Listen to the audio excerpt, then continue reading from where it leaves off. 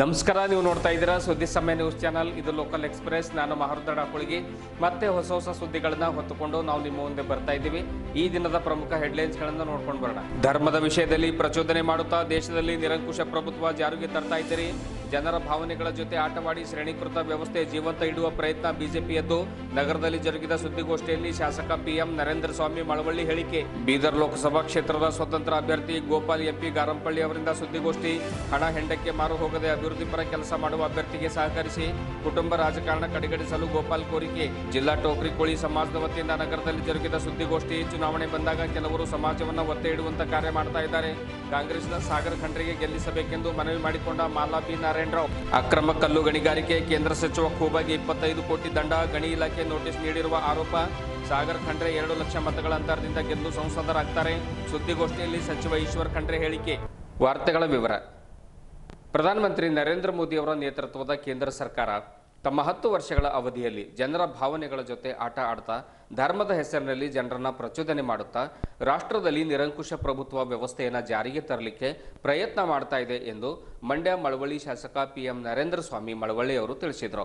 ನಗರದ ಜಿಲ್ಲಾ ಪತ್ರಿಕಾ ಭವನದಲ್ಲಿ ಕರೆದಿರುವಂತಹ ಸುದ್ದಿಗೋಷ್ಠಿಯನ್ನು ಉದ್ದೇಶಿಸಿ ಮಾತನಾಡಿರುವಂತಹ ಅವರು, ಮೋದಿಯವರ ಆಡಳಿತ ಜನರ ಬದುಕು ಬವಣೆಗಳ ಕುರಿತು ಅವಲೋಕನ ಮಾಡುತ್ತಿಲ್ಲ, ಬದಲಾಗಿ ಪಕ್ಕದ ದೇಶವನ್ನ ತೋರಿಸ್ತಾ ದೇಶವನ್ನ ಧರ್ಮ ಮತ್ತು ಜಾತಿಗಳ ಆಧಾರದ ಮೇಲೆ ವಿಭಜನೆಯನ್ನ ಮಾಡಿ ಅದರಿಂದ ಮತವನ್ನ ಪಡೆದುಕೊಂಡು ಆಡಳಿತವನ್ನ ನಡೆಸ್ತಾ ಇದ್ದಾರೆ ಎಂದು ಆರೋಪ ಮಾಡಿದರು.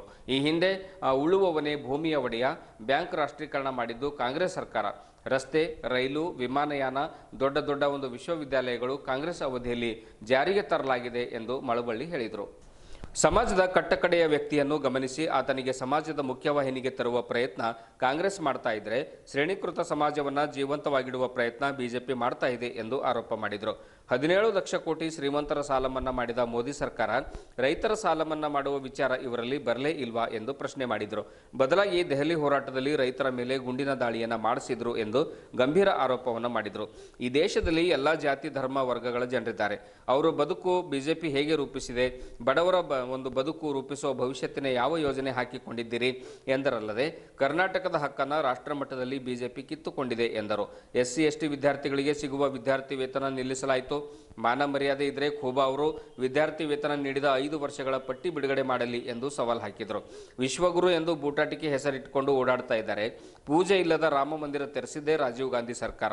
ರಾಮ ಬಿಜೆಪಿಯವರ ಮಾತ್ರ ಸ್ವತ್ತಲ್ಲ, ಬದಲಾಗಿ ಸರ್ವರ ಸ್ವತ್ತು ಎಂದು ಬಿಜೆಪಿಗೆ ತಿವಿದ್ರು. ಹೊಸ ಪಾರ್ಲಿಮೆಂಟ್ನಲ್ಲಿ 800 ಆಸನ ಮಾಡಿಸಿದ್ದು ನಿರಂಕುಶ ಪ್ರಭುತ್ವಕ್ಕೆ ಹಿಡಿದಿರುವಂತಹ ಒಂದು ಕೈಗನ್ನಡಿಯಾಗಿದೆ. ಮತ್ತೆ ಮೋದಿ ಅವರು ಹಿಂದಿನ ಮನುಸ್ಮೃತಿ ಜಾರಿಗೆ ತರುವಂತಹ ಪ್ರಯತ್ನ ಮಾಡ್ತಾ ಇದ್ದಾರೆ ಎಂದರು. ಇದೇ ವೇಳೆ ಜಿಲ್ಲಾ ಕಾಂಗ್ರೆಸ್ ಅಧ್ಯಕ್ಷ ಬಸವರಾಜ ಜಾಬಶೆಟ್ಟಿ, ವಿಧಾನ ಪರಿಷತ್ ಸದಸ್ಯ ಅರವಿಂದ್ ಕುಮಾರ್ ಹಳ್ಳಿ, ಪ್ರಮುಖರಾದ ವೆಂಕಟೇಶ್ ಶಿಂದೆ, ಜಾರ್ಜ್ ಫರ್ನಾಂಡಿಸ್ ಸೇರಿದಂತೆ ಇನ್ನಿತರರು ಉಪಸ್ಥಿತರಿದ್ದರು. ಸಂದರ್ಭದಲ್ಲಿ ರಾಜ್ಯದ ಹಿತ ಕಾಯೋದಕ್ಕೂ ಇಚ್ಛೆ ಇಲ್ಲ, ಅಥವಾ ಈ ದೇಶದಲ್ಲಿ ದಮನಿತರ ದನಿಯಾಗ್ತಕ್ಕಂಥದ್ದು ಇಲ್ಲ. ಬಡವ ಶ್ರೀಮಂತರ ಅಂತರವನ್ನು ಕಡಿಮೆ ಮಾಡ್ತಕ್ಕಂಥ ಕಾಂಗ್ರೆಸ್ ಸರ್ಕಾರದ ಪ್ರಯತ್ನ ಹೇಗಿದೆ? ಗ್ಯಾರಂಟಿಗಳಿಂದಾಗಿ ಕೊಂಡುಕೊಳ್ಳೋ ಶಕ್ತಿ ಕರ್ನಾಟಕದಲ್ಲಿ ಹೆಚ್ಚಿದೆ. ಸೂಚ್ಯಂಕವನ್ನು ಇಡೀ ರಾಷ್ಟ್ರದಲ್ಲಿ ನಾವು ಹೋಲಿಕೆ ಮಾಡಿದಾಗ ಕರ್ನಾಟಕಕ್ಕೂ ಇತರ ರಾಜ್ಯಕ್ಕೂ ಇವತ್ತು ಕೊಂಡುಕೊಳ್ಳೋ ಶಕ್ತಿ ಪ್ರತಿ ವ್ಯಕ್ತಿಯಲ್ಲಿ ಹೆಚ್ಚಿರ್ತಕ್ಕಂಥದ್ದು ಕರ್ನಾಟಕದಲ್ಲಿ. ಅದು ನಮ್ಮ ಗ್ಯಾರಂಟಿ ಯೋಜನೆಗಳಿಂದ. ಇದು ನಮ್ಮ ಹೆಮ್ಮೆ. ಇದನ್ನ ಟೀಕೆ ಮಾಡಿದ್ರಿ, ಪ್ರಧಾನಮಂತ್ರಿಗಳ ಕೈನಲ್ಲಿ ಬಾಯಿನಲ್ಲಿ ಟೀಕೆ ಮಾಡಿಸ್ರಿ, ಸರ್ಕಾರ ಧೂಳಿಪಟ ಆಗ್ಬಿಡುತ್ತೆ, ಆರ್ಥಿಕ ವ್ಯವಸ್ಥೆ ಅಧೋಗತಿಗೆ ಹೋಗುತ್ತೆ. ಈಗ ಒಂದು ಉದಾಹರಣೆ ನಿಮ್ಗೆ ಹೇಳೋದಾದ್ರೆ, KSRTC ನಲ್ಲಿ ಹೆಣ್ಣು ಮಕ್ಕಳಿಗೆ ಉಚಿತವಾದಂಥ ಪ್ರಯಾಣ ಕೊಟ್ವಿ, ಟೀಕೆ ಮಾಡೋದು ಅದರಿಂದ ತೊಂದರೆ ಆಗ್ತಾ ಇದೆ, ತಪ್ಪಾಗ್ತಾ ಇದೆ ಅಂತ. ಪ್ರಾರಂಭದ ದಿನಗಳಲ್ಲಿ ಸಹಜವಾಗಿ ಸಿಹಿ ಕಂಡಾಗ ಮೊದಲು ಕೈ ಹಾಕ್ತೀವಲ್ಲ ನಾವು, ಆ ರೀತಿ ಹೆಣ್ಮಕ್ಳು ಸ್ವಲ್ಪ ಇನ್ನು ಅವಕಾಶ ಎಷ್ಟು ದಿನ ಸಿಕ್ಕುತ್ತೋ ಇಲ್ವೋ ಅಂತ ಹಲವಾರು ಪ್ರೇಕ್ಷಣೀಯ ಸ್ಥಳಗಳಿರ್ಬೋದು. ಬಸವನಾಡು ಬೀದರ್ ಲೋಕಸಭಾ ಕ್ಷೇತ್ರದಲ್ಲಿ ಅಭಿವೃದ್ಧಿಗೆ ಹೆಚ್ಚು ಒತ್ತು ಕೊಡಬೇಕಾಗಿದೆ. ಜಿಲ್ಲೆಯಲ್ಲಿ ಕುಟುಂಬ ರಾಜಕಾರಣ ಮತ್ತು ಮನುವಾದಿ ಯೋಚನೆಯುಳ್ಳವರನ್ನ ಈ ಬಾರಿ ಮತದಾರರು ಮನೆಗೆ ಕಳುಹಿಸುವಂತಹ ನಿರ್ಧಾರ ಕೈಗೊಂಡಿದ್ದಾರೆ. ಹೀಗಾಗಿ ನನಗೆ ಒಂದು ಅವಕಾಶವನ್ನು ನೀಡಿದರೆ ಬಡವರು, ರೈತರು, ದೀನ ದುರ್ಬಲರ ಒಂದು ಪರವಾಗಿ ಕೆಲಸ ಮಾಡುವೆ ಎಂದು ಬೀದರ್ ಲೋಕಸಭಾ ಕ್ಷೇತ್ರದ ಸ್ವತಂತ್ರ ಅಭ್ಯರ್ಥಿ ಗೋಪಾಲ್ ಎಂಪಿ ಗಾರಂಪಳ್ಳಿ ಅವರು ತಿಳಿಸಿದರು.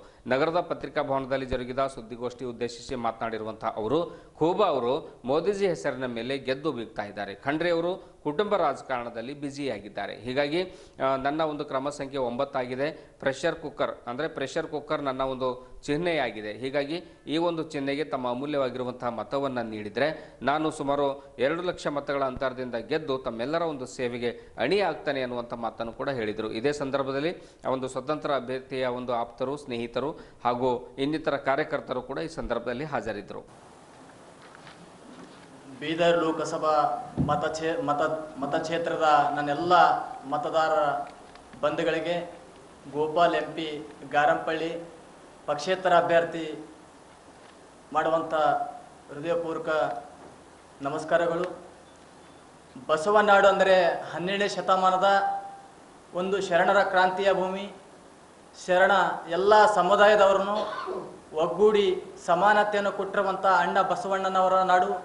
ಜಗತ್ತಿನ ವಿಶ್ವದ ಮೊದಲನೆಯ ಪಾರ್ಲಿಮೆಂಟ್ ಇವತ್ತು ಬಸವನಾಡು ಬೀದರ್ ಅಂತ ಕರೆಯುವಂಥ ಈ ನಾಡಿನಲ್ಲಿ ಇವತ್ತಿನ ದಿವಸ ತಾವು ನೋಡ್ತಿರ್ಬೋದು, ರಾಷ್ಟ್ರೀಯ ಪಕ್ಷಗಳು ಇವತ್ತಿನ ದಿವಸ ಜನರಿಗೆ ದಿಕ್ಕು ತಪ್ಪಿಸುವಂಥ ಕೆಲಸವಾಗಿದ್ದು ಅಭಿವೃದ್ಧಿ ತಾವು ಮಾಡಬೇಕು ಅಂತೇಳಿ ಆಶ್ವಾಸನೆ ಕೊಟ್ಟು ಜನರಿಗೆ ಹಣ ಹಂಚಿಕೆ ಇತರೆ ತಮ್ಮಲ್ಲಿರುವಂಥ ಅಧಿಕಾರ ಬಲದಿಂದ ಮತದಾರರಿಗೆ ತನ್ನಡೆ ಸೆಳೆಕೊಳ್ಳುವಂಥ ಇತ್ತೀಚಿನ ದಿನಗಳಲ್ಲಿ ನಾವು ಆ ಅಣ್ಣ ಬಸವಣ್ಣವರು ಕಟ್ಟಿರುವಂಥ ಈ ನಾಡಿನೊಳಗೆ ಎಲ್ಲ ಧರ್ಮದವರನ್ನು ಕೂಡಿಕೊಂಡು ಇವತ್ತಿನ ದಿವಸ ಹಿಂದುಳಿದ ಸಮುದಾಯದವರನ್ನು ಕೂಡಿಕೊಂಡು ಈ ಪತ್ರಿಕಾಗೋಷ್ಠಿ ಬೀದರ್ ಮಾಧ್ಯಮ ಮತ್ತು ಎಲೆಕ್ಟ್ರಾನಿಕ್ ಮೀಡಿಯಾಗಳ ಮುಖಾಂತರ ಇವತ್ತಿನ ದಿವಸ ಏನು ಈ ಜಿಲ್ಲೆಯಲ್ಲಿ 18 ಲೋಕಸಭೆ ಚುನಾವಣೆ ಕಂಡಿರುವಂಥ ಬಸವನಾಡು ಬೀದರ್ ಲೋಕಸಭಾ ಕ್ಷೇತ್ರದಲ್ಲಿ ಸರ್ವತೋಮುಖ ಅಭಿವೃದ್ಧಿಗಾಗಿ ನಾನು ಜನಪರ, ದೀನ ದಲಿತರ, ಹಿಂದುಳಿದ ಅಲ್ಪಸಂಖ್ಯಾತರ ಸಮುದಾಯಗಳ ಪರವಾಗಿ ನಿರಂತರವಾಗಿ ನಾನು ಹೋರಾಟವನ್ನು ಮಾಡಿಕೊಂಡು ಬಂದಿದ್ದೇನೆ. ಅದೇ ರೀತಿಯಾಗಿ ಇವತ್ತಿನ ದಿವಸ ಈ ಕಾಂಗ್ರೆಸ್ ಪಕ್ಷ ಕೇವಲ ಒಂದು ಈ ಜಿಲ್ಲೆಯಲ್ಲಿ ಕುಟುಂಬ ರಾಜಕಾರಣ ಮಾಡ್ಕೊಂಡು ಬರ್ತಿದ್ದು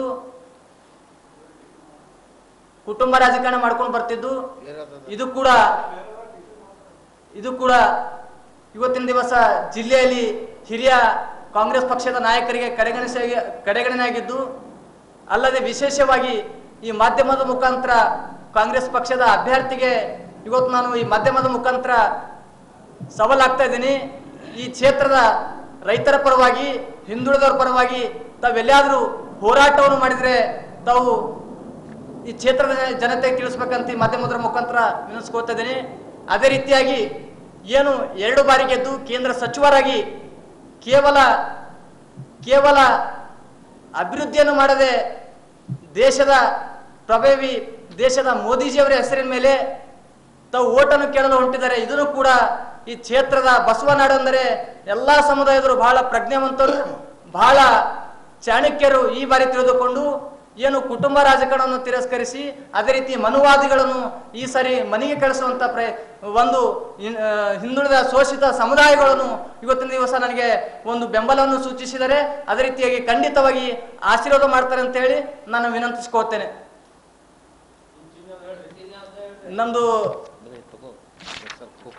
ನಮ್ದು ಚಿಹ್ನೆ ಚುನಾವಣೆ ಆಯೋಗದ ಕೊಟ್ಟಿರುವಂತ ಅಧಿಕೃತವಾದ ಚಿಹ್ನೆ ಪ್ರೆಷರ್ ಕುಕ್ಕರ್, ಕ್ರಮ ಸಂಖ್ಯೆ 9. ಈ ಕುಕ್ಕರು ತಮ್ಮ ಅಮೂಲ್ಯವಾದ ಮತ ಕ್ರಮ ಸಂಖ್ಯೆ 9 ಮುಂದಿರುವಂತ ಬಟನ್ ಅನ್ನು ಒತ್ತುವುದರ ಮುಖಾಂತರ ಸಮಸ್ತ ನನ್ನ ಬೀದರ್ ಲೋಕಸಭಾ ಕ್ಷೇತ್ರದ ಎಲ್ಲಾ ಮತದಾರರು ಆಶೀರ್ವಾದ ಮಾಡ್ತಾರೆ. ವಿಶೇಷವಾಗಿ ಹಿಂದುಳಿದ SC ST ಮೈನಾರಿಟಿ ಸಮುದಾಯಗಳು ನನಗೆ ಇಂಟರ್ನಲ್ಲಿ ಸಪೋರ್ಟ್ ಇದೆ, ಆಶೀರ್ವಾದ ಮಾಡ್ತಾರೆ. ಸುಮಾರು 2 ಲಕ್ಷ ಅಂತರಗಳ ಮತದಿಂದ ನಾನು ಗೆಲುವು ಸಾಧಿಸ್ತೇನೆ ಅಂತೇಳಿ ಈ ಮಾಧ್ಯಮದ ಮುಖಾಂತರ ವಿನಂತಿಸ್ಕೋತೇನೆ. ನಮ್ದು ಪ್ರಚಾರ ಸ್ಟಾರ್ಟ್ ಮಾಡಿವಿ ಸರ್.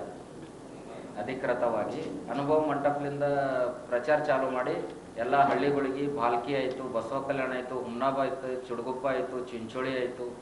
ಈಗ ನೆಕ್ಸ್ಟ್ ಇನ್ನೊಂದು 2-3 ದಿನದಾಗ ಆಳಂದ ಅಫಜಲ್ಪುರ ಆಲ್ರೆಡಿ ನಮ್ದೆಲ್ಲ ವರ್ಕರ್ಗಳು ಆಯಾ ತಾಲೂಕದಾಗ ಪ್ರಸಾರ ಮಾಡ್ತಾ ಇದ್ದಾರೆ ಸರ್. ಅದಕ್ಕೆ ಈ ಸಲ ಏನಂತಂದ್ರೆ ಕೈಗೆ ಸಿಗಂತವ್ರಿಗೆ ಓಟ್ ಹಾಕಬೇಕು ಅಂತೇಳಿ ಜನ ನಮ್ಗೆ ಆಶ್ವಾಸನೆ ಕೊಡ್ಲತ್ತಾರ, ಭರವಸೆ ಕೊಡ್ಲತ್ತಾರ. ಎಲ್ಲರಿಗೂ ನಾವು ಹಾಕಿ ನೋಡಿವಿ. ಆದ್ರೆ ನೀವು ಇಲ್ಲೇ ಜನರ ಮಧ್ಯದಾಗೆ ಸಾಮಾನ್ಯವಾಗಿ ಕಾಮನ್ ವ್ಯಕ್ತಿಗಳನ್ನು ತಿರುಗಾಡ್ಕೊಡ್ತಾ ಉಳಿದಿರಿ. ಸುಮಾರು ಅನೇಕ ವಿದ್ಯಾರ್ಥಿ ಪರ, ರೈತರ ಪರ, ಯುವತಿಯರ ಪರ ಏನು ಹೋರಾಟ ಮಾಡತ್ತೀರಿ. ನಮ್ಮದೇ ಆದಂಥ ಕೆಲವೊಂದು ಏನು ಪ್ರಣಾಳಿಕೆಗಳನ್ನ ಇಟ್ಟುಕೊಂಡು ನಾವು ಜನರ ಹತ್ರ ಓಟ್ ಕೇಳ್ತಾ ಇದೀವಿ ಸರ್. ಪ್ರಣಾಳಿಕೆ ಹೇಳ್ಬೋದು ಸರ್? ಸರ್, ಈಗ ಇತ್ತೀಚೆಗೆ ಏನು ವಿದ್ಯಾರ್ಥಿನಿಯರ ಮೇಲೆ ಯುವತಿಯರ ಮೇಲೆ ಅತ್ಯಾಚಾರ ದೌರ್ಜನ್ಯ ನಡೆದದ ಅಂತ ಕಾಮುಕರಿಗೆ ಕಂಡಲ್ಲಿ ಗುಂಡಿಡ್ತಕ್ಕಂಥ ಕಾನೂನು ಜಾರಿ ಮಾಡ್ತೀವಿ. ಅದಲ್ಲದೆ ಸಂವಿಧಾನದ ಮೂಲ ತತ್ವಗಳಿಗೆ ವಿರುದ್ಧವಾದ ಎಲ್ಲಾ ಕಾನೂನುಗಳನ್ನ ತಕ್ಷಣ ರದ್ದುಗೊಳಿಸ್ತೀವಿ. ಮತ್ತೆ ಭಾರತದಲ್ಲಿ ಸುಮಾರು 12 ಕೋಟಿ ಜನರು ಕೊಳಚೆ ಸ್ಲಂಗಳಲ್ಲಿ ಗೋಣಿ ಚೀಲದಿಂದ ಮಾಡಿರ್ತಕ್ಕಂಥ ಗುಡಿಸೆಗಳ ವಾಸ ಮಾಡ್ಲತ್ತಾರ. ಅದಕ್ಕೆ ಆ ಜಾಗದಲ್ಲಿ ಬಹುಮಹಡಿ ಕಟ್ಟಡಗಳನ್ನ ಕಟ್ಟಿಸಿ ಅವರಿಗೆ ಆ ಕಟ್ಟಡಗಳನ್ನ ವಿತರಣೆ ಮಾಡ್ತೀವಿ. ಮತ್ತೆ ದೇಶದಾದ್ಯಂತ ನೈರ್ಮಲ್ಯ ಕಾರ್ಮಿಕರು ಸ್ವಚ್ಛಗೊಳಿಸುವ ಸಂದರ್ಭದಲ್ಲಿ ಚರಂಡಿಯಲ್ಲಿ ಮರಣ ಹೊಂದಿದರೆ ಅಂತ ಮೃತರ ಕುಟುಂಬಕ್ಕೆ 1 ಕೋಟಿ ರೂಪಾಯಿಗಳನ್ನ ಪರಿಹಾರಧನ ನೀಡಲಾಗುವುದು. ಅದೇ ರೀತಿಯಾಗಿ ಪ್ರತಿಯೊಬ್ಬ ವಿದ್ಯಾವಂತ ಯುವಕನಿಗೆ ಉದ್ಯೋಗ ನೀಡಲು 1 ಕೋಟಿ ಉದ್ಯೋಗಗಳನ್ನ ಸೃಷ್ಟಿ ಮಾಡ್ತೀವಿ.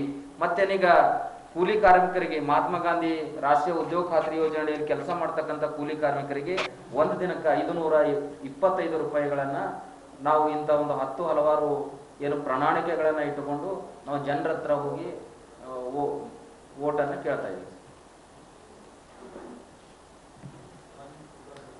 ಭಾರತೀಯ ಜನತಾ ಪಕ್ಷ ನಮ್ಮ ಟೋಕ್ರಿ ಕೋಳಿ ಸಮಾಜಕ್ಕೆ ಏನೂ ಮಾಡಿಲ್ಲ, ಎಸ್ಟಿಗೆ ಸೇರಿಸಲಿಲ್ಲ, ಯಾವ ಸೌಲಭ್ಯವೂ ಕೂಡ ಒದಗಿಸಿಕೊಡಲಿಲ್ಲ. ಹೀಗಾಗಿ ಚುನಾವಣೆ ಸಂದರ್ಭದಲ್ಲಿ ನಮ್ಮ ಸಮಾಜದ ಕೆಲವರು ಸಮಾಜವನ್ನು ಒತ್ತೆ ಇಡುವಂತಹ ಕಾರ್ಯ ಮಾಡ್ತಾ ಇದ್ದಾರೆ. ಇದು ಖಂಡನೀಯ ಎಂದು ಮೀನುಗಾರಿಕೆ ಅಭಿವೃದ್ಧಿ ನಿಗಮದ ಅಧ್ಯಕ್ಷರಾದ ಮಾಲಾ ಬಿ ನಾರಾಯಣರಾವ್ ಅವರು ತಿಳಿಸಿದರು. ನಗರದ ಜಿಲ್ಲಾ ಪತ್ರಿಕಾ ಭವನದಲ್ಲಿ ಕರೆದಿರುವಂತಹ ಸುದ್ದಿಗೋಷ್ಠಿಯನ್ನು ಉದ್ದೇಶಿಸಿ ಮಾತನಾಡಿರುವಂತಹ ಅವರು ಬಿ ನಾರಾಯಣರಾವ್ ಅವರು ಸಮಾಜಕ್ಕಾಗಿ ಬೀದರ್ನಿಂದ ಬೆಂಗಳೂರುವರೆಗೆ ಸೈಕಲ್ ಜಾಥಾವನ್ನು ನಡೆಸಿದರು. ಹೀಗಾಗಿ ಸಮಾಜದ ಜನರು ಎಚ್ಚೆತ್ತುಕೊಂಡು ಕಾಂಗ್ರೆಸ್ಗೆ ಮತ ನೀಡಿ ಎಂದು ಹೇಳಿದರು. ಸಮಾಜದ ಪ್ರಮುಖರಾದ ಸುನಿಲ್ ಖಾಶಂಪುರ್, ಮಾರುತಿ ಮಾಸ್ಟರ್, ಆಮೇಲೆ ಶಾಂತಪ್ಪ ಜಿ ಪಾಟೀಲ್ ತಮ್ಮ ವಿಚಾರಗಳನ್ನು ಹಂಚಿಕೊಂಡರು. ಇದೇ ವೇಳೆ ಮುಖಂಡರಾದ ನಾರಾಯಣರಾವ್ ಭಂಗೆ, ಲಕ್ಷ್ಮಣ ಔಟೆ ಸೇರಿದಂತೆ ಇನ್ನಿತರರು ಸುದ್ದಿಗೋಷ್ಠಿಯಲ್ಲಿ ಹಾಜರಿದ್ದರು. ಸಮಾಜದ ಬಗ್ಗೆ ಎಲ್ಲರೂ ತಮ್ಮ ತಮ್ಮ ಅನಿಸಿಕೆಗಳನ್ನು ಹೇಳಿದ್ರು. ಇಲ್ಲಿ ಬಹಳ ಖುಷಿ ಆಯಿತು ನನಗೆ. ದಿವಂಗತ ಬಿ ನಾರಾಯಣರವರು ಬೀದರ್ದಿಂದ ಬೆಂಗಳೂರಿಗೆ ಸೈಕಲ್ ಜಾಥಾ ಮಾಡಿದ್ದು ನಿಜ. ಅವಳಿ ಜವಳಿ ಟ್ವಿನ್ಸ್ ಅಂತಾರಲ್ಲ, ಆ ಒಂದು ರೀತಿಯಲ್ಲಿ ಸೈಕಲ್ ಜಾಥಾ ಮಾಡಿದ್ರು ಅವರು. ಹಾಲು ಮತ ಗಂಗಾ ಮತ ಅಂತ ಒಂದು ಇದರಲ್ಲಿ ಈ ಭಾಗಕ್ಕೇನೋ ಬೀದರ್ ಭಾಗಕ್ಕೇನೋ ನಮಗೆ ಎಷ್ಟಿ ಸಿಕ್ತು. ಅದರಿಂದ ಸುಮಾರು 1000 ಮನೆಗಳು ಇವತ್ತಿನ ದಿನ ಎಲ್ಲ ಮನೆಗಳಲ್ಲೂ ಒಳ್ಳೆ ದೀಪ ಉರಿತಾ ಇದೆ, ಒಳ್ಳೆ ಬೆಳದಿಂಗಳಿದೆ. ಎಲ್ಲರೂ ಪ್ರತಿಯೊಂದು ಮನೆಯಲ್ಲಿ ಆಫೀಸರ್ ಇದ್ದಾರೆ, ಓದ್ತಾ ಇದ್ದಾರೆ. ಬಟ್ ಆದರೆ ಗುಲ್ಬರ್ಗ ಭಾಗದಲ್ಲಿ ಏನಾಗ್ತಾ ಇದೆ ಅಂತಂದರೆ, ಇನ್ನು ನಾನು ನೀನು ಅಂತ ಹೇಳಿ ತಮ್ಮ ಸ್ವಾರ್ಥಕ್ಕೋಸ್ಕರ ಚುನಾವಣೆ ಬಂದಾಗ ಸಮಾಜವನ್ನು ಒತ್ತೆ ಇಡುವಂಥ ಕೆಲಸ ಮಾಡ್ತಾ ಇದ್ದಾರೆ. ಸೊ ಅದನ್ನು ಸರಿ ಹೋಗಬೇಕು. ಇದು ತಿಳಿದವರೇ ಈ ಥರ ಮಾಡಿದ್ರೆ ಪಾಪ ನಮ್ಮ ಸಮಾಜ ಭಾಳ ಮುಗ್ಧ ಸಮಾಜ. ಚಿಕ್ಕವ್ರು ಏನು ಮಾಡಬೇಕು, ಅದು ಒಂದು ದೊಡ್ಡ ಸಮಸ್ಯೆ ಆಗಿದೆ. ಈಗ ದೊಡ್ಡವರೇ ಆ ಥರ ಮಾಡುವಾಗ ಚುನಾವಣೆ ಬಂದಾಗ ನಾವು MLA ಆಗಬೇಕು, ನಾವು MP ಗಳಾಗಬೇಕು, ನಾವು ನಿಗಮದ ಅಧ್ಯಕ್ಷರಾಗಬೇಕು ಅಂತ ತೊಗೊಂಡೋಗಿ ನಮ್ಮ ಸಮಾಜಕ್ಕೆ ನಾವು ಎಷ್ಟೇ ಕೊಡಿಸ್ತೀವಿ ಅಂತ ಹೇಳ್ಬಿಟ್ಟು ಸುಳ್ಳಿನ ಭರವಸೆ ಕೊಟ್ಟು ತುಟ್ಟಿಗೆ ತುಪ್ಪ ಹಂಚೋ ಕೆಲಸ ಅವ್ರು ಮಾಡ್ತಾ ಇದ್ದಾರೆ. ಅವರಿಗೆ ಬಲಿಯಾಗಿ ನಮ್ಮಂಥವ್ರು ಚಿಕ್ಕ ಜನಗಳು ಏನು ಮಾಡ್ತಾ ಇದ್ದೀವಿ, ಓಟ್ ಸೆಳೆಯೋಂಥ ಕೆಲಸ ಅವ್ರು ಮಾಡ್ತಾರೆ.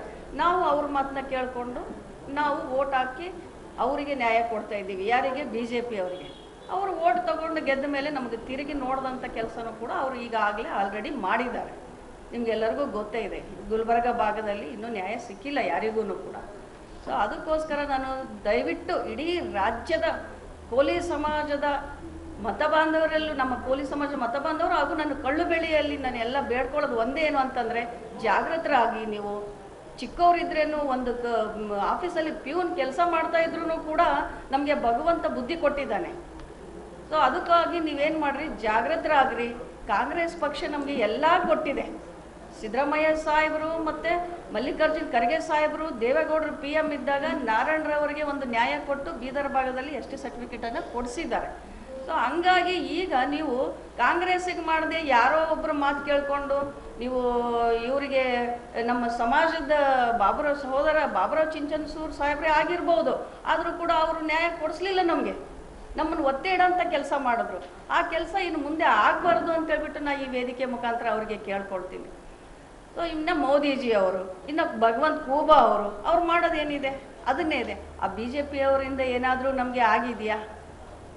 ಇಲ್ಲಿರೋ ಸೋದರರು ಹೇಳಬೇಕು ನಮಗೆ ಏನೂ ಆಗಿಲ್ಲ, ಏನು ಸಿಕ್ಕಿದೆ ನಮ್ಗೆ ಇವತ್ತಿನ ದಿನ. ನಾವು ಏನು ಮಾಡ್ತಾ ಇದ್ದೀವಿ, ಪ್ರತಿಯೊಂದು ಆಫೀಸ್ನಲ್ಲಿ ನಮ್ಗೆ ಕೆಲಸ ಸಿಗಬೇಕಾದ್ರೂ ಕೂಡ ನಾವು ಕಾಂಗ್ರೆಸ್ಸಿಂದನೇ ಹೆಲ್ಪ್ ತಗೊಂಡು ನಾವು ಇವತ್ತಿನ ದಿನ ಕೋಲಿ ಸಮಾಜ ನಾವು ಬದುಕ್ತಾ ಇದ್ದೀವಿ.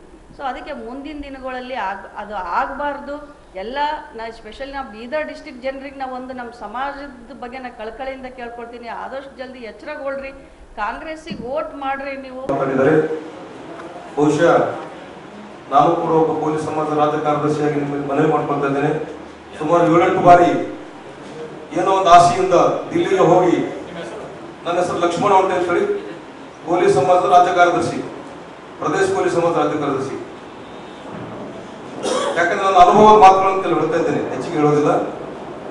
ಸುಮಾರು 10 ಬಾರಿ ನಾನು ಇದೇ ಭಗವಂತ ಸಭಾಗಿ ಕಲಬುರಗಿ ಲೋಕಸಭಾ ಸದಸ್ಯರು ಕರ್ಕೊಂಡು ಬಾಬುರಾವ್ ಚಿಂಚನಸೂರು, ಅವಣ್ಣ ಮ್ಯಾಕೇರಿಯವರು ಸಾಕಷ್ಟು ಬಾರಿ ದಿಲ್ಲಿಗೆ ಹೋಗಿದ್ದೇವೆ. ನಾನು ಒಂದೇ ಒಂದು ಮಾತು, ಕೋಲಿ ಕಪ್ಪಲಿಗ ಟೋಕ್ರಿ ಕೋಳಿ ಸಮಾಜಕ್ಕೆ ಏನಾದರೂ ಸಾಮಾಜಿಕ ನ್ಯಾಯ ಕಲ್ಪಿಸಿಕೊಟ್ಟಿದೆ ಅಂದ್ರೆ ಅದು ಕಾಂಗ್ರೆಸ್ ಪಕ್ಷ. 1990 ಅವಾಗ ಪ್ರವರ್ಗ 1ರಲ್ಲಿ ಸೇರಿಸಿದ್ದು ಕಾಂಗ್ರೆಸ್ ಪಕ್ಷ. ನಮ್ಮ ಸಮಾಜದ ಹಲವಾರು ಗಣ್ಯರಿಗೆ ಮಂತ್ರಿ ಮಾಡಿದ್ದು ಕಾಂಗ್ರೆಸ್ ಪಕ್ಷ, ವಿಧಾನ ಪರಿಷತ್ ಸದಸ್ಯರನ್ನಾಗಿ ಮಾಡಿದ್ದು ಕಾಂಗ್ರೆಸ್ ಪಕ್ಷ. ಅಷ್ಟೇ ಅಲ್ಲ, 2013ರಲ್ಲಿ ನಮ್ಮ ಸಮಾಜದ ಬಹುದಿನಗಳ ಬೇಡಿಕೆ ಎಸ್ಟಿ ಸೇರ್ಪಡೆಯ ಪ್ರಸ್ತಾವನೆಯನ್ನು ರಾಜ್ಯ ಸರ್ಕಾರದಿಂದ ಆಗಿನ ಸಿದ್ದರಾಮಯ್ಯ ಸರ್ಕಾರ, ಖರ್ಗೆಜಿ ಅವರ ನೇತೃತ್ವದಲ್ಲಿ, ಬಾಬುರಾವ್ ಚಿಂಚನಸೂರು ಅವರ ನೇತೃತ್ವದಲ್ಲಿ ಇವತ್ತು ಕೇಂದ್ರಕ್ಕೆ ಸಲ್ಲಿಸಿದ್ದು ಕಾಂಗ್ರೆಸ್ ಪಕ್ಷ. ಅಷ್ಟೇ ಅಲ್ಲ, ನಿಗಮ ಮಾಡಿದ್ದು ಕಾಂಗ್ರೆಸ್ ಪಕ್ಷ. ಕಳೆದ ನಮ್ಮೆಲ್ಲರ ಹಿರಿಯರು ಹೇಳಿದಂತೆ ಲೋಕಸಭಾ ಚುನಾವಣೆಯಲ್ಲಿ ಕೆಲವು ಮುಖಂಡರು ನಿಮ್ಮ ಸಮಾಜ ಎಸ್ಟಿಗೆ ಸೇರಿಸಪಡೆ ಮಾಡ್ತೇವೆ ಅಂತ ವಿಚಾರ ಮಾಡಿದಾಗ ಬಾಬುರಾವ್ ಚಿಂಚನಸೂರು ಆದಿಯಾಗಿ ನಾನು ಅವರ ನನ್ನ ರಾಜಕೀಯ ಅನುಭವದಲ್ಲಿ ಈ ಬಾರಿ ಲೋಕಸಭಾ ಚುನಾವಣೆಯಲ್ಲಿ ಮತದಾರರು ಯಾರಿಗೆ ಮತ ಹಾಕಬೇಕು ಎಂಬುದನ್ನು ಈಗಾಗಲೇ ನಿರ್ಧಾರ ಮಾಡಿದ್ದಾರೆ ಅನ್ನುವಂಥ ಮಾತನ್ನು ಈಶ್ವರ್ ಖಂಡ್ರೆ ಹೇಳಿದರು. ಜನರ ನಾಡಿ ಮಿಡಿತ ನೋಡಿದಾಗ ಬೀದರ್ ಮತ್ತು ರಾಜ್ಯದ ಜನತೆ ಬದಲಾವಣೆಯನ್ನು ಬಯಸ್ತಾ ಇದ್ದಾರೆ ಎಂಬುದು ವೇದ್ಯ ಆಗ್ತಾ ಇದೆ ಎಂದು ಸಚಿವ ಈಶ್ವರ್ ಖಂಡ್ರೆ ಹೇಳಿದರು. ನಗರದ ಜಿಲ್ಲಾ ಪತ್ರಿಕಾ ಭವನದಲ್ಲಿ ಜರುಗಿದ ಸುದ್ದಿಗೋಷ್ಠಿಯನ್ನು ಉದ್ದೇಶಿಸಿ ಮಾತನಾಡಿದರು. 2019ರಲ್ಲಿ ಜೆಡಿಎಸ್ ಜೊತೆ ನಾವು ಮೈತ್ರಿ ಮಾಡಿಕೊಂಡು ದೊಡ್ಡ ತಪ್ಪನ್ನು ಮಾಡಿದ ಹಿನ್ನೆಲೆಯಲ್ಲಿ ಜೆಡಿಎಸ್ ಸ್ಪರ್ಧಿಸಿದ ಕ್ಷೇತ್ರಗಳಲ್ಲಿ ಕಾಂಗ್ರೆಸ್ ಕಾರ್ಯಕರ್ತರು ಬಿಜೆಪಿಗೆ ಮತವನ್ನು ಹಾಕಿದರು. ಅದೇ ರೀತಿ ಕಾಂಗ್ರೆಸ್ ಸ್ಪರ್ಧಿಸಿರುವಂತಹ ಒಂದು ಕ್ಷೇತ್ರಗಳಲ್ಲಿ ಜೆಡಿಎಸ್ ಕಾರ್ಯಕರ್ತರು ಬಿಜೆಪಿಗೆ ಮತ ಹಾಕಿದ್ರಿಂದ ನಾವು ಸೋಲನ್ನು ಅನುಭವಿಸಬೇಕಾಗಿತ್ತು. ಈ ಬಾರಿ ನಾವು ಅಂಥ ತಪ್ಪುಗಳನ್ನು ಮಾಡಿಲ್ಲ. ಹೀಗಾಗಿ ಜನರ ಒಂದು ರಾಜ್ಯದಲ್ಲಿ ಜನರ ಒಂದು ವಿಚಾರ ಕಾಂಗ್ರೆಸ್ ಕಡೆಗೆ, ಅವರ ಒಂದು ಒಲವು ಕಾಂಗ್ರೆಸ್ ಕಡೆಗೆ ತೀವ್ರವಾಗಿ ಒಂದು ಬರ್ತಾ ಇದೆ. ಹಾಗಾಗಿ ಈ ಬಾರಿ ರಾಜ್ಯದಲ್ಲಿ ಕಾಂಗ್ರೆಸ್ ಕೂಡ ಹೆಚ್ಚಿನ ಸಂಖ್ಯೆಯ ಒಂದು ಸೀಟ್ಗಳಲ್ಲಿ ಗೆಲ್ಲುವಂಥ ಸಂಭವವಿದೆ ಅನ್ನುವಂಥ ಮಾತನ್ನು ಸಚಿವ ಈಶ್ವರ್ ಖಂಡ್ರೆ ಸುದ್ದಿಗೋಷ್ಠಿಯಲ್ಲಿ ಹೇಳಿದರು. ಆದರೆ ಈ ಬಾರಿ ಜನತೆ ಬಿಜೆಪಿಯ ಸುಳ್ಳುಗಳಿಂದ, ಜನವಿರೋಧಿ ರೈತ ವಿರೋಧಿ ನೀತಿಗಳಿಂದ ಬೇಸತ್ತು ಹೋಗಿದ್ದಾರೆ. ಅದೇ ವೇಳೆ ನಮ್ಮ ಸರ್ಕಾರದ ಗ್ಯಾರಂಟಿಗಳು ಕಟ್ಟಕಡೆಯ ವ್ಯಕ್ತಿಗೂ ತಲುಪಿದ್ದು ಜನರಿಗೆ ಕಾಂಗ್ರೆಸ್ ಪಕ್ಷದ ಬಗ್ಗೆ ವಿಶ್ವಾಸ ಇಮ್ಮಡಿಯಾಗಿದೆ. ಹೀಗಾಗಿ ಕೇಂದ್ರದಲ್ಲಿ ಕಾಂಗ್ರೆಸ್ ಅಧಿಕಾರಕ್ಕೆ ಬರಲಿ ಎಂದು ಅಪೇಕ್ಷೆ ಪಡ್ತಾ ಇದ್ದಾರೆ. ನಮ್ಮ ಪಂಚನ್ಯಾಯ ಮತ್ತು 25 ಗ್ಯಾರಂಟಿಗಳ ನಿರೀಕ್ಷೆಯಲ್ಲಿದ್ದಾರೆ ಎಂದು ಹೇಳಿದರು. ಈ ಬಾರಿ ರಾಜ್ಯದಲ್ಲಿ ಕಾಂಗ್ರೆಸ್ ಪಕ್ಷ ಕನಿಷ್ಠ 18ರಿಂದ 20 ಸ್ಥಾನಗಳಲ್ಲಿ ಗೆಲ್ಲುತ್ತದೆ. ಅದೇ ರೀತಿ ಬೀದರ್ ಲೋಕಸಭಾ ಚುನಾವಣೆಗಳಲ್ಲಿ ಕೂಡ ಕಾಂಗ್ರೆಸ್ ಅಭ್ಯರ್ಥಿ ಸಾಗರ್ ಖಂಡ್ರೆ ಕನಿಷ್ಠ 2 ಲಕ್ಷ ಮತಗಳ ಅಂತರದಿಂದ ಜಯ ಸಾಧಿಸುತ್ತಾರೆ ಎಂಬ ವಿಶ್ವಾಸ ನನಗಿದೆ ಎಂದು ಹೇಳಿದರು. ಇದೇ ವೇಳೆ ಜಿಲ್ಲಾ ಕಾಂಗ್ರೆಸ್ ಅಧ್ಯಕ್ಷ ಬಸವರಾಜ ಅಬ್ಶೆಟ್ಟಿ, ವಿಧಾನ ಪರಿಷತ್ ಸದಸ್ಯ ಅರವಿಂದ್ ಕುಮಾರ್ ಹಳ್ಳಿ, ಪೌರಾಡಳಿತ ಸಚಿವ ರಹೀಂ ಖಾನ್, ಮಾಜಿ ಸಚಿವ ರಾಜಶೇಖರ್ ಪಾಟೀಲ್ ಸೇರಿದಂತೆ ಇನ್ನಿತರ ಮುಖಂಡರು ಹಾಜರಿದ್ದರು. 2019ರಲ್ಲೇ ಅವಧಿ ಮುಗಿದಿರುವ ಕಲ್ಲು ಗಣಿ ಗುತ್ತಿಗೆಯಲ್ಲಿ ಅಕ್ರಮ ಮಾಡಿ ಬಾಕಿ ರಾಜಧನ ಪಾವತಿಸುವಂತೆ ಬಿಜೆಪಿ ಸರ್ಕಾರವಿದ್ದಾಗ 2023ರಲ್ಲಿ ಖೂಬಾ ಅವರಿಗೆ ಗಣಿ ಮತ್ತು ಭೂ ವಿಜ್ಞಾನ ಇಲಾಖೆ ನೋಟಿಸ್ ನೀಡಿದೆ. 1/7/2023 ನೋಟಿಸ್ ಸಂಖ್ಯೆ. ಈ ನೋಟಿಸ್ನಲ್ಲಿ ನೋಡಿ 24/1933 ರೀತ್ಯ 77,49,221 ರೂಪಾಯಿ ಪಾವತಿಸುವಂತೆ ದಂಡ ಇದೆ ಅಂತ ಹೇಳಿ ಇವತ್ತು ತೋರಿಸಿದ್ರು. ಇವ್ರ ಅಫಿಡವಿಟ್ನಲ್ಲಿ ಇವತ್ತೇನು ನಿಯಮ ಇದೆ, ಕಾನೂನಿದೆ, ನಿಮ್ಮ ಸತ್ಯ ಇದ್ದಂಥದ್ದೇ ನಿಮ್ಮ ಅಫಿಡವಿಟ್ನಲ್ಲಿ ಹೇಳಬೇಕು ಅಂತ ಪ್ರಮಾಣ ಮಾಡಿರ್ತಾರೆ. ಪ್ರಮಾಣ ಮಾಡಿ ನಾವು ಅಫಿಡವಿಟ್ ಕೊಡಬೇಕಾಗುತ್ತೆ. ಉದ್ದೇಶಪೂರ್ವಕವಾಗಿ 77,49,000 ದಂಡ ಇದ್ದಿದ್ದು ಇವರು ತೋರಿಸ್ತಾರೆ ಬರೀ ಇವತ್ತೇನು ಅಂದರೆ 54,51,000. ಇದು ವ್ಯತ್ಯಾಸ, ಸುಳ್ಳು ಅಫಿಡವಿಟ್ ಕೊಟ್ಟಂಥದ್ದು. ಅದಾದ್ಮೇಲೆ ಇತ್ತೀಚಿನ ಮಾಹಿತಿ ಅಂದರೆ ಇವರು ನಾಮಪತ್ರ ಸಲ್ಲಿಕೆಗಿಂತ 1 ದಿವಸ ಮೊದಲು ಇವರಿಗೆ ಇನ್ನೊಂದು ನೋಟಿಸ್ ಹೋಗುತ್ತೆ. ಮತ್ತೆ ಒಂದು ಸಲ ಇವ್ರ ಮೇಲೆ ದೂರು ಬಂದು ದಂಡ ಹಾಕಿದ ಮೇಲೆ ನೀವು ಅಕ್ರಮ ಗಣಿಗಾರಿಕೆ ಮಾಡ್ತಾ ಇದ್ದೀರಿ ಅಂತ ಹೇಳಿದ್ರೆ ಇವ್ರದ ಸೊಕ್ಕು, ಇವ್ರ ದುರ್ವರ್ತನೆ, ಇವ್ರ ದುರಂಕಾರ ನೋಡಿ. ಸರ್ಕಾರ ಇದ್ರು ಯಾರಿಗೆ ಏನು ತಿಳಿಯೋದಿಲ್ಲ. ಕಾನೂನು ಅಂದ್ರೆ ಕಸದ ಬುಟ್ಟಿಗೆ ಹಾಕಬೇಕು ಅನ್ನುವಂಥ ರೀತಿಯಲ್ಲಿ ಅದೇ ರೀತಿ ಅಕ್ರಮ ಗಣಿಗಾರಿಕೆ ಇವರು ಮುಂದುವರಿಸಿ 2 ಎಕರೆ ಪ್ರದೇಶದಲ್ಲಿ ಕಲ್ಲು ಗಣಿಗಾರಿಕೆ ಮಾಡಲು 5 ವರ್ಷದ ಅವಧಿಗೆ ಅನುಮತಿ ಪಡೆದು survey number 24/2, survey number 24/3, survey number 24/5 ಇವರು ಪರವಾನಗಿ ತೆಗೆದುಕೊಂಡಿದ್ದು ಸರ್ವೆ ನಂಬರ್ 24/4 ಅಲ್ಲಿ 2 ಎಕರೆದಲ್ಲಿ. ಅದನ್ನು ಮಾಡಿ ಅದು ಬಿಟ್ಟು ಅಕ್ರಮವಾಗಿ ಮಾಡ್ತಾ ಇರ್ತಕ್ಕಂಥದ್ದು survey number 24/2, survey number 24/3, survey number 24/5, survey number 24/7, survey number 24/8, survey number 24/10, survey number 24/5/1 ಮತ್ತು ಸರ್ವೆ ನಂಬರ್ 25/1ರಲ್ಲಿ ಒಟ್ಟು 8 ಎಕರೆಗಿಂತ ಹೆಚ್ಚಿನ ಜಮೀನಿನಲ್ಲಿ ಅನಧಿಕೃತವಾಗಿ ಅಕ್ರಮವಾಗಿ ಗಣಿಗಾರಿಕೆ ನಡೆಸಿ ಈ ರಾಜ್ಯದ ನೈಸರ್ಗಿಕ ಸಂಪತ್ತನ್ನು ಲೂಟಿ ಮಾಡಿದ್ದಂಥದ್ದು ಭಗವಂತ ಖೂಬಾ. ಇದು ಮಾಡಿದ್ದಾರೆ ಅಂತೇಳಿ ತನಿಖೆ ಮಾಡಿ ತನಿಖಾ ಅಧಿಕಾರಿಯ ಒಂದು ವರದಿಯ ಮೇರೆಗೆ ಇವರಿಗೆ 25,28,93,050 ರೂಪಾಯಿ ದಂಡ ಪಾವತಿಸಿ ಮಾಡಿ, ಇಲ್ಲದಿದ್ದರೆ ನಿಮ್ಮ ಮೇಲೆ ಕಾನೂನು ರೀತಿಯ ಕ್ರಮ ಕೈಗೊಳ್ಳುತ್ತೀವಿ ಅಂತ ಹೇಳಿ ನೋಟಿಸ್ ಬಂದಿದೆ. ಆ ನೋಟಿಸ್ ಮುಚ್ಚಿಡಲಿಕ್ಕೆ ಬಹಳ ಪ್ರಯತ್ನ ಪಟ್ಟಿದ್ದಾರೆ. ಈಗ ಇದು ಮಾಹಿತಿ ಹಕ್ಕಿನಲ್ಲಿ ಈ ನೋಟಿಸ್ ಇವತ್ತಿನ ದಿವಸ ಈ ದಾಖಲೆ ಸಿಕ್ಕಿದೆ. 25 ಕೋಟಿ ರೂಪಾಯಿ ದಂಡ ಕಟ್ಟಬೇಕು ಅಂದ್ರೆ ಇವರು 100 ಕೋಟಿ ಕಲ್ಲು ಲೂಟಿ ಮಾಡಿದ್ದಾರೆ. 2 ಎಕರೆ ಅಂದ್ರೆ 8 ಎಕರೆಯಲ್ಲಿ ಗಣಿಗಾರಿಕೆ ಮಾಡಿದ್ದಾರೆ. ಒಬ್ಬ ಕೇಂದ್ರ ಸಚಿವನಾಗಿ ಸರ್ಕಾರಕ್ಕೆ ಮೋಸ ಮಾಡೋ ಇವರು ಬೀದರ್ ಜಿಲ್ಲೆ ಜನರಿಗೆ ಮೋಸ ಮಾಡದೇ ಇರ್ತಾರಾ ಹೇಳಿ? ಇನ್ನು ಯಾವ್ಯಾವ ವ್ಯವಹಾರದಲ್ಲಿ ರಾಜ್ಯದ ಸಂಪತ್ತನ್ನು ಎಷ್ಟು ಲೂಟಿ ಮಾಡಿದ್ದಾರೋ ಗೊತ್ತಿಲ್ಲ. ಮಹಾರಾಷ್ಟ್ರದಲ್ಲಿ ಬೇರೆ ಬೇರೆ ಕೇಂದ್ರ ಸಚಿವರಲ್ಲ, ಬರೀ ಬೀದರ್ ಜಿಲ್ಲೆಗೆ ಕರ್ನಾಟಕಕ್ಕೆ ಸೀಮಿತವಾಗಿದ್ದವರಲ್ಲ. ಈಗ ಇವತ್ತು ನೋಡಿ ಗುತ್ತಿಗೆದಾರಿಗೆ ತಯಾರು ಮಾಡಿಬಿಟ್ಟಿದ್ದಾರೆ ಅವರು. ಸ್ವಜನ ಪಕ್ಷಪಾತ ಮಾಡಿ ಅದರಲ್ಲೂ ಕೋಟಿ ಕೋಟಿ ಲೂಟಿ ಮಾಡಿ ಬೇರೆಯವ್ರ ಮೇಲೆ ಆರೋಪ ಮಾಡ್ತಾರಲ್ಲ, ಯಾವುದೇ ಪುರಾವೆ ಇಲ್ಲದೆ. ಇವತ್ತು ನಿಜವಾದಂತ ಕಲೆಕ್ಷನ್ ಏಜೆಂಟ್ ಯಾರಾದ್ರೂ ಇದ್ರೆ ಅದು ಭಗವಂತ ಖೂಬಾ ಅಂತ ಹೇಳ್ಬೋದು. ಇವ್ರದ್ದೇನೇನು ಬೇನಾಮಿ ಆಸ್ತಿ ಇದೆ ಅದೆಲ್ಲವೂ ಮುಂದಿನ ದಿನಮಾನಗಳಲ್ಲಿ ತನಿಖೆಯಲ್ಲಿ ಹೊರಗಡೆ ಬರ್ತದೆ. ಸುಳ್ಳೇ ದಿನ ಒಂದು ದೂರುಗಳು ಕೊಡೋದು. ಸರ್ಕಾರಿ ನೌಕರು, ವಿವಿಧ ಇಲಾಖೆ ಅಧಿಕಾರಿಗಳು ಕಾಂಗ್ರೆಸ್ ಅಭ್ಯರ್ಥಿ ಪರ ಪ್ರಚಾರ ಮಾಡುತ್ತಿದ್ದಾರೆ. ಎಲ್ಲಿ ಮಾಡಿದ್ದಾರೆ? ಚುನಾವಣೆ ದಿನಾಂಕ ಪ್ರಾರಂಭ ಆಗಿದ್ಮೇಲೆ ಇಲ್ಲಿವರೆಗೆ 100 ಆರೋಪಗಳು, 100 ದೂರುಗಳನ್ನು ಅವರು ಕೊಟ್ಟಿದ್ದಾರೆ. ಯಾವುದೇ ದೂರಿಗೆ ಆಧಾರ ಇಲ್ಲ, ಪುರಾವೆ ಇಲ್ಲ, ಸಾಕ್ಷಿ ಇಲ್ಲ. ಸುಮ್ಮನೆ ಎಲ್ಲೋ ಒಂದು ಫೋಟೋ ಇಳಿಸ್ಕೊಂಡು ಪಾಪ ಬಡಪಾಯಿಗಳ ಮೇಲೆ ಚುನಾವಣಾ ಆಯೋಗದಿಂದ ಇವತ್ತು ಒತ್ತಾಯ ಮಾಡಿಸಿ ಅವ್ರ ಮೇಲೆ ಕ್ರಮ ಕೈಗೊಳ್ಳುವಂತ ಒಂದು ಕೆಲಸ ಅವ್ರು ಮಾಡಲಿಕ್ಕೆ ಪ್ರಯತ್ನ ಮಾಡ್ತಾ ಇದ್ದಾರೆ. 10 ವರ್ಷದಲ್ಲಿ ಏನ್ ಕೊಡುಗೆ ಇದೆ ಭಗವಂತ ಖೂಬಾಂದು ಹೇಳಿ? ಕರೋನಾ ಕಾಲದಲ್ಲಿ ಇವರು ಯಾವ ಜನರ ನೆರವಿಗೂ ಬಂದಿಲ್ಲ. ಇವತ್ತು ರೆಮ್ಡೆಸಿವಿರ್ 22,000 ಇದ್ದಿದ್ದು 30-40 ಸಾವಿರ ರೂಪಾಯಿ ಕಾಳಸಂತೆಯಲ್ಲಿ ಮಾರಾಟ ಮಾಡಿದ್ರು. ಈತ ಕ್ಯಾರೆ ಅನ್ನಲಿಲ್ಲ, ಆ ಲೂಟಿಯಲ್ಲಿ ಭಾಗಿಯಾಗಿದ್ರು. ಜನ ಹಾದಿಯಲ್ಲಿ ಬೀದಿಯಲ್ಲಿ ಸತ್ರು. ಮಾನವೀಯತೆ ಅನ್ನಂಥದ್ದು ಒಂದು ನ್ಯಾಯ ಪೈಸೆದು ಭಗವಂತ ಖೂಬಾಗೆ ಇದ್ದಿಲ್ಲ.